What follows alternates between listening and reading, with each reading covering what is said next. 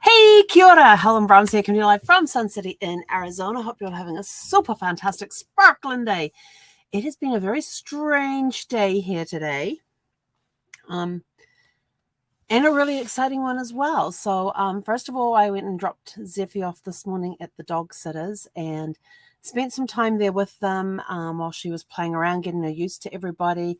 We eventually bought her crate and blankets and food in for her, got it all set up for her with her favorite blankets in there and the crate cover on and all that, got it all set up. And but the dog sitters have a Chihuahua and a golden doodle, and I was surprised, very surprised to find out that the golden doodle will turn 10 next week. I looked at him and go like, wait, what? This golden doodle looked and acted with a lot of energy of about a 1 to 2 year old puppy. I mean, this 10-year-old puppy has a lot of energy, which was great because Zeffy and her were running around, and the golden doodle kept coming up to me and would like whack my hand, and, as though to say, scratch me. And her head was right at my hip height, so I just had to, just move my hand and I could scratch her head. Whereas with Zeffy, I got to bend over a little bit, but that's a nice thing about the bigger dogs. But yeah, and it was just amazing. And Zeffy was out there running around in their backyard. They do have a swimming pool there, and in a fenced off area. And I says, and they have it open so the dogs can run around and all that sort of thing. And they have these little grass patches throughout the backyard and stuff. Great couple. They've got 3 kids. The kids all get along. Zeffy was like in love with the kids, and was interacting with them as well. The husband she was a little leery of, but she soon warmed up to him, and we're worried about that because it was men that used to abuse her when she was a pup. So, and she's always been with me when we're out and about. The men would like talk to her and she'll go up to them, and as soon as they'd been over to pet her, she would back up. But she was slowly getting used to the guy and walking up to him when, she at least acknowledged him when he called her. When he called her by name and he put his hand down, got down low with her and put his hand out, she would actually come up to him and stay just within his reach, not getting close, but there. And they've already sent me photographs of her. I did have to do the quick escape. Yes. So they have a backyard, which is where we went in. And so Zeffy was out there. So we went out there and we're talking, and the wife and I are talking, the husband's inside with the kids, and Zeffy's running in and out. Zeffy even figured out how to open their sliding door to get inside and go find some water. I tell you, she just made herself at home. And took herself off inside in search of water, found the water bowl, had a drink, and came back out again. And then after that, we went and got her crate and everything. And so she's all set up for the night. And what was really fun is, and then later on, they sent me some photographs, because these sitters will send you photographs of your pup enjoying their day and that sort of thing. And there was one of her, she said, she's been outside playing with the other dogs, doing great with them. But I did warn them about the swimming pool. I said, Zeffy has never been around a swimming pool before. She doesn't know how to swim. She hates getting wet. So please just, watch her around that. And they're like, okay. But they sent me photographs of her later on. They had her harness off, because I said, you can definitely take her harness off. The only time I put it on is when I'm taking her for walks, or we're going to the dog park, or we're going in the car. It's when we leave is when she gets her jacket put on. And they're like, okay. And so they sent me pictures of her without her harness on. She's already caught up in the crate. And the comment was that she'd been out settling in very well, had been out playing with the other 2 dogs very well, and actually put herself in the crate and had a snooze. And I'm like, yes, thank you. So she's having a really good time. But me, I'm struggling a little bit. It's been weird because there's a lot of times I'll turn around and like talk to her and she's not there.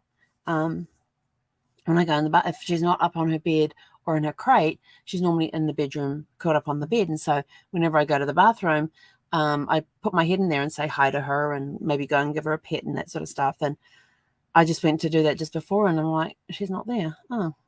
So it definitely is her presence, even though she's only gone overnight, has definitely felt and kind of thrown my day.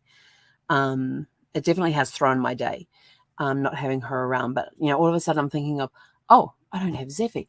I could, and all these different places I could go where I had to leave her alone before because I couldn't take her. like there's a magazine that I want to get. So we might be going to Barnes & Noble tomorrow. I got to go pick up mail. So that'll be a trip where I'll go pick up the mail, go to Barnes & Noble. And since the mail opens at 10 o'clock, I'll be down there by 10. By the time I come back, Barnes & Noble will be open. And I thought, you know what? I have a hankering for steak, eggs, and chips. And chips as in hot fries. And it's something that I like every now and again. I just had a big hankering for. I thought, oh, where could I get steak, eggs, and chips from? And so I've started thinking about, well, maybe I will take myself to a restaurant for breakfast, which is going to be, it's going to be a challenge, because the only time I've been in restaurants over the last 3 years is with other people. I haven't been to a restaurant by myself and sat down and had a meal in a long time. In fact, I can count on one hand the number of times I have been to a meal in a restaurant by myself without Brad being there. And that does not count cruise ships, because they're the only places you can eat. But actually just taking myself to a restaurant and sitting by myself in a restaurant, I can count on one hand the number of times I've done that since Brad passed 5 years ago. Cruise ships don't count because you're sitting with other people. And on the first one, I was sitting with new people I didn't know. The second one, I was sitting with other travel professionals on the 2 cruises I've done with since he passed. So cruises don't count for restaurants. But just going into a restaurant and sitting down and having a meal by myself, I've done it less than 5 times in 5 years. In fact, it's about 3 that I have done since Brad passed, and that was before I got Zeffie. Since I got Zeffie, 0. And I've had Zeffie now for 3 years. So so I thought, I'm going to challenge myself to do this. But I don't want to take too long, because I still have some study to finish up for what are we up to? Module 3, week 3, module 3. So I still got my assessment to finish off on that. So I don't want to take too long, because I want to get back and get that done. And I'm picking up Zeffie between 3 and 4 tomorrow. So I don't have a lot of time to bum around. I do have to get up and get stuff done. And I was like, oh, maybe I could. And I'm like thinking, yeah, no, I got the study to do. The study's going to get done.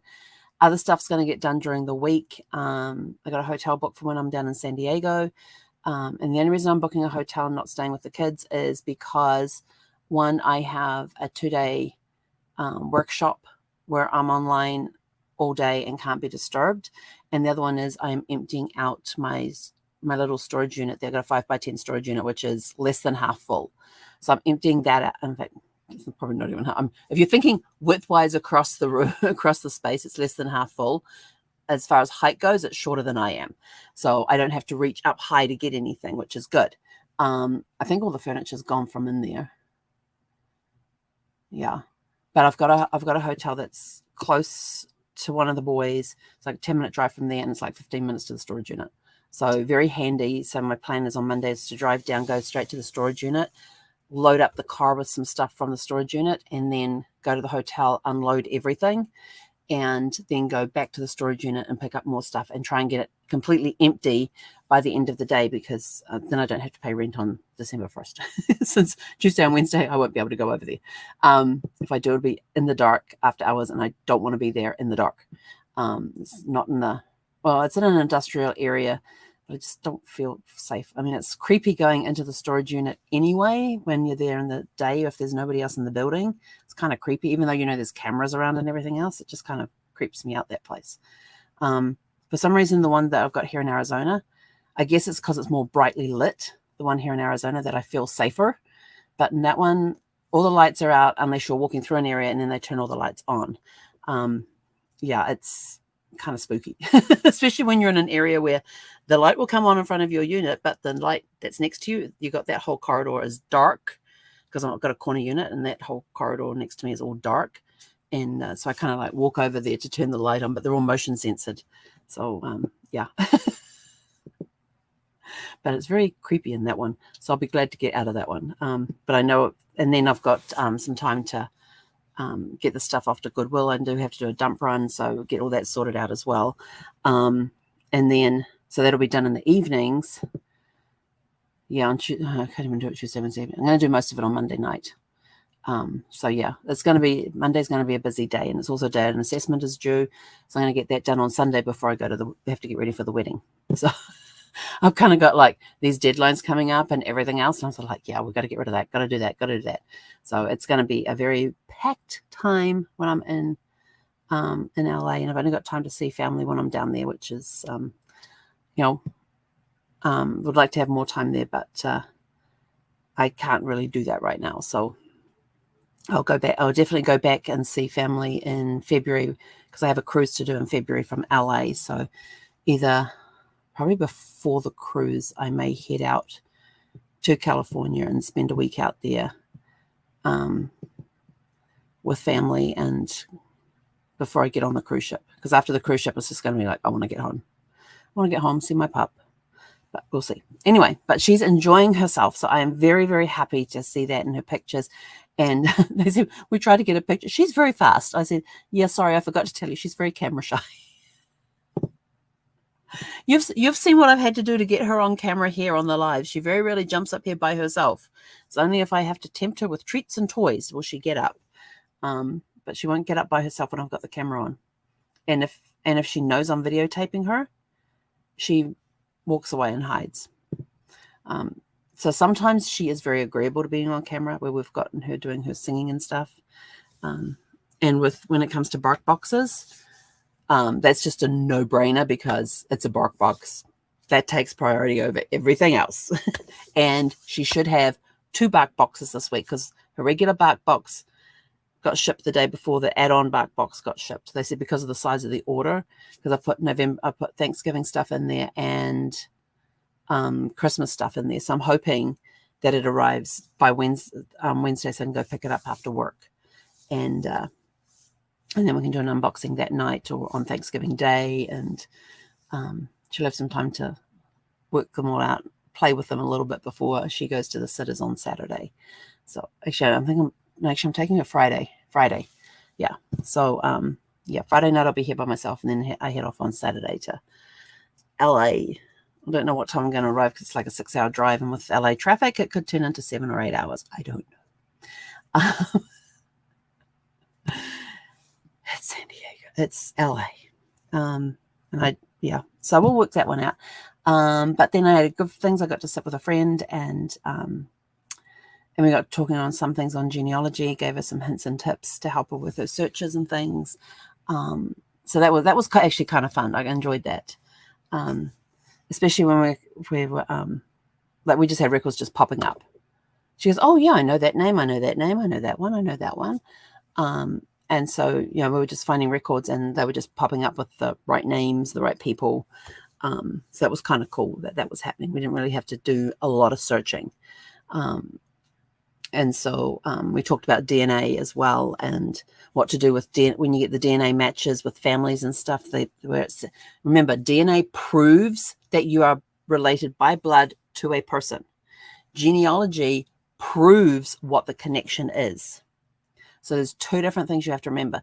If they like on most of the genealogy things say, oh, this is your first cousin, your second cousin, your first cousin once removed. This is your third or fourth cousin. Yes, that's fine, but that's just proving that it's blood related by the number of centimorgans, and the number of centimorgans that you have in common, which is some little DNA thingy. Ask me in like 6 weeks. Hang on, 3 weeks, 4 weeks. It's the last week that we do DNA. But the number of centimorgans determines how high up you are related. So the higher the centimorgans, the more blood relation you are. So if you're like a child or a brother or sister, you would have very high centimorgans. The lower down you get, like into 6th, 7th, 8th cousins, you've got just low centimorgans. So now you've got to turn around and go to the genealogy side of things, and using your genealogy research as work out, how am I related to these blood relatives? Yes, you are related by blood. Now the genealogy will answer the question of how are you related to that person? And that's when all the research comes in. And so she even got in contact with some of the people that were listed on the tree going, hey, I said that we're connected through our DNA. Who are your, trying to figure out how we're connected. Do you know the names of your great-grandparents? And something just as simple as that. If you've got those DNA connections and you want to know, well, I don't know that name. How are they related to me? Just send them a simple message going, hey, I see that we're through our DNA matches that we are related. I'd like to figure out how we are related. Do you know the names of your great grandparents? Or if it's a third cousin, who are the names of your second great grandparents? So it's just asking questions and just seeing if they're open to helping find that connection.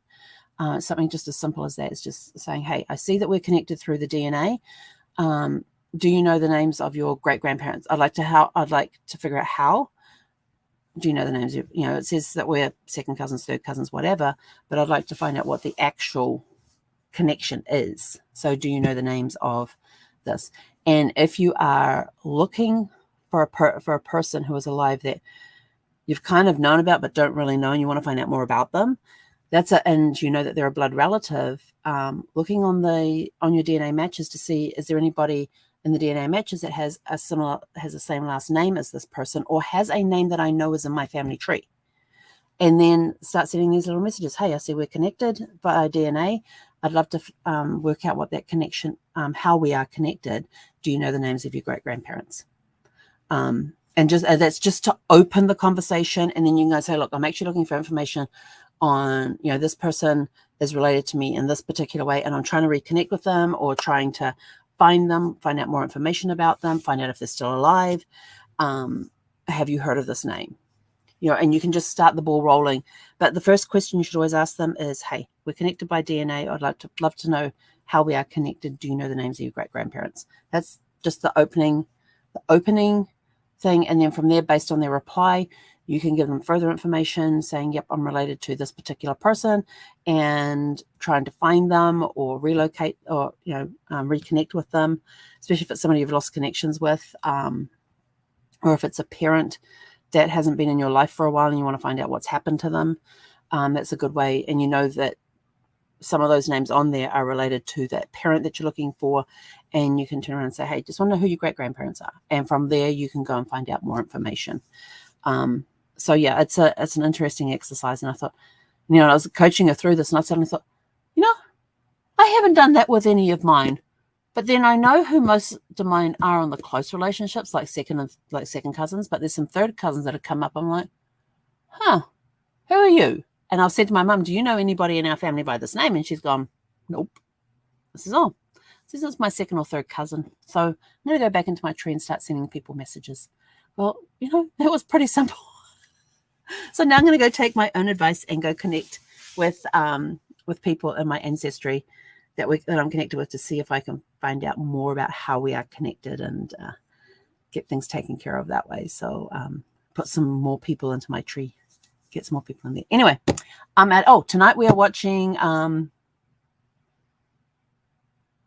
View to a Kill with Roger Moore. This is his 7th James Bond movie. It is the 13th or 14th? 14th, I think it is. I think it's the 14th.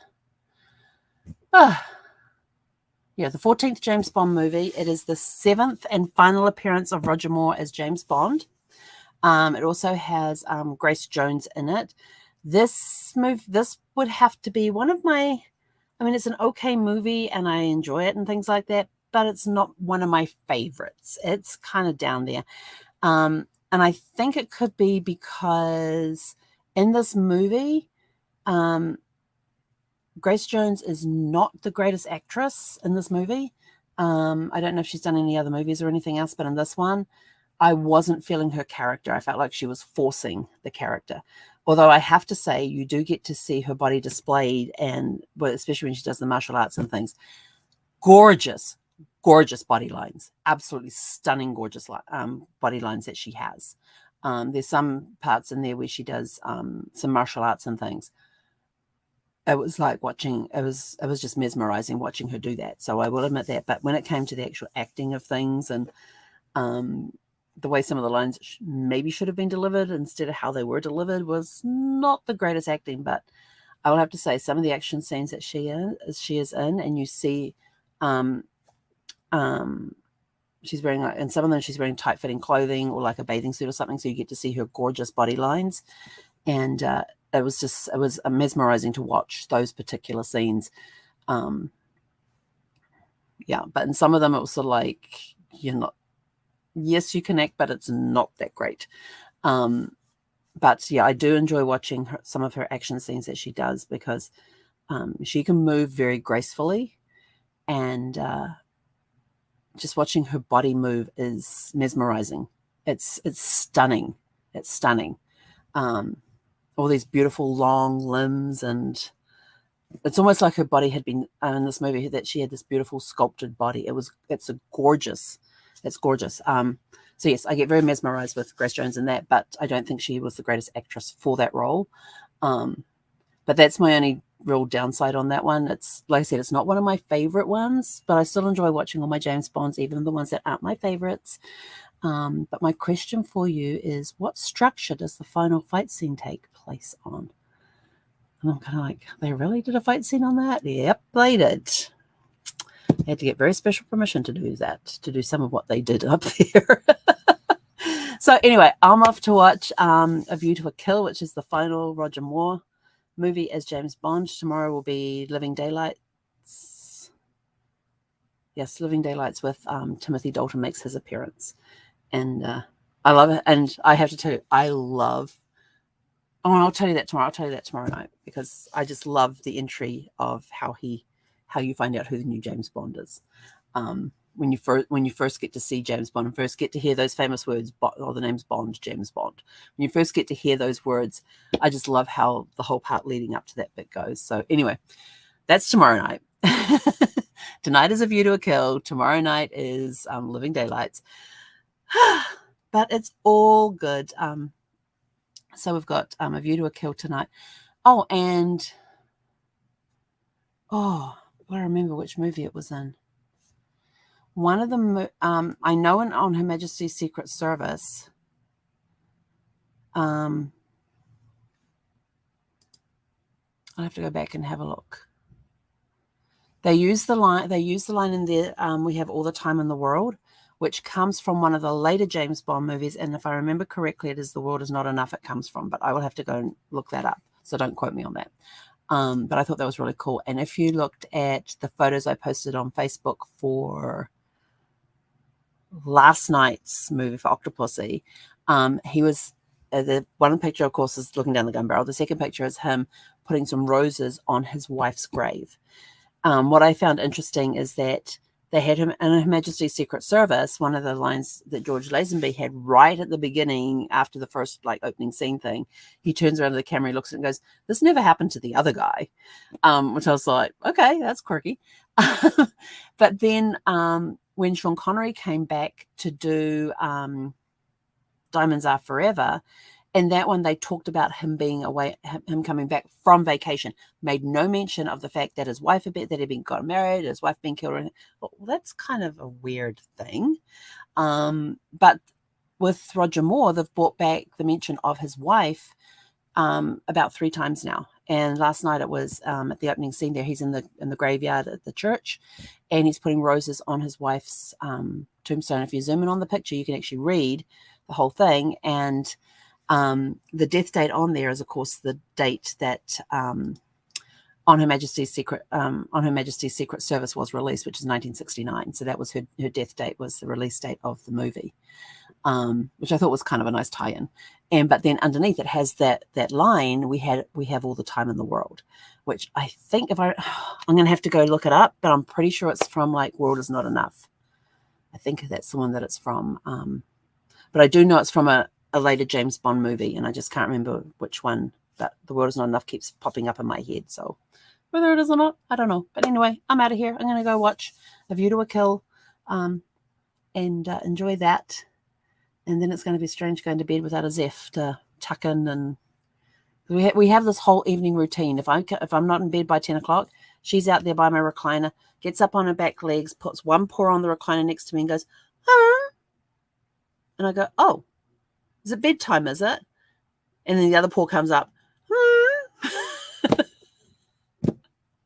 And I'll tell her how long I've got left on the James Bond movie. It's usually about 20 minutes. I said, "I've got about 20 minutes. Is that okay?" And then she'll sort of look at me, look around, takes the paws down, then she goes and jumps up on her bed on the dashboard and knocks open the curtain so she can have a look outside. And then she'll lay down there for a bit. And she knows She knows when it's finished because she listens to the music. And as soon as the end credits start rolling, even if it's the theme song for the movie, as soon as the end credits start rolling, she jumps off, looks at me, and walks into the bedroom. So I'm not going to have that push into bed tonight. So it's going to be kind of weird.